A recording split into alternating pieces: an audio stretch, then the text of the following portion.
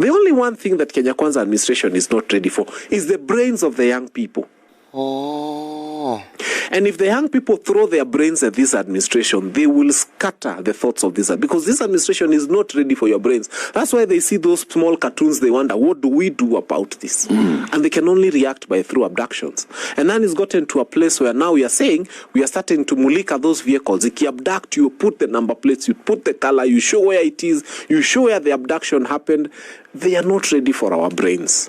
When young people decide today and say, okay, this is the number for State House, we are all going to place a call for the whole day, then those lines will be. So there are so many things that young people can do using their phone without necessarily going to the streets. And I'm not saying let us be cowards. I'm just saying right now, in every war has got seasons.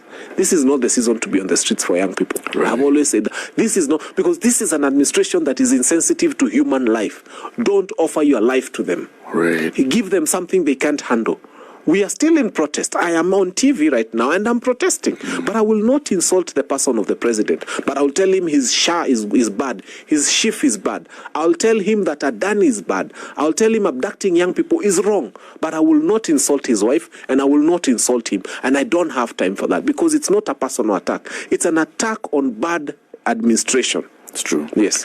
JP. Yeah, I just wanted to ask you, do you think that the government has a total disconnect with its people? Like, they do not know what's going on? And if you were also to speculate, what do you think is going to be the future occurrences in Kenya moving forward as things are just brewing? Especially for the coming year. Yes. I think for the coming year, a lot of things will happen. First is Gachagua is becoming more powerful by the day. When they throw tear gas at prayers, the lowest we ever sank to was when young people were sent literally to disrupt a burial.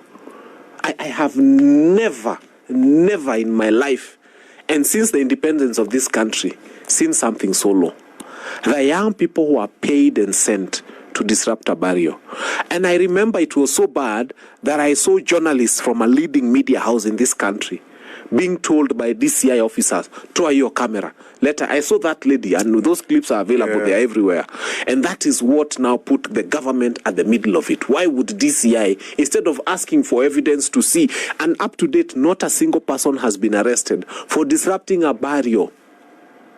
Not a single person has been arrested. Conveniently, the police did not see. They forgot. It was not possible to remember who disrupted a burial. But we are able to remember who drew the president and put him in a coffin and shared on internet. But the disruption of a burial is not even a prayer function. This administration needs to get to the point where they ask themselves, why are Kenyans revolting? But there's a more painful thing. They have tried so much to twist this thing into a tribal thing. I have a famous blogger, I will not mention you, but you know yourself.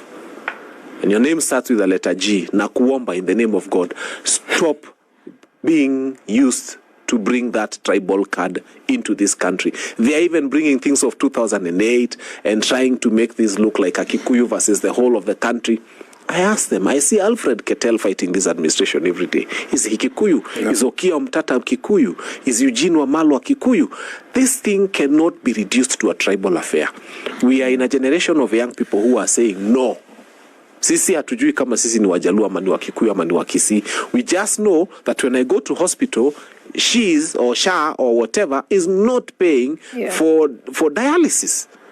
And it's not asking me what tribe I come from.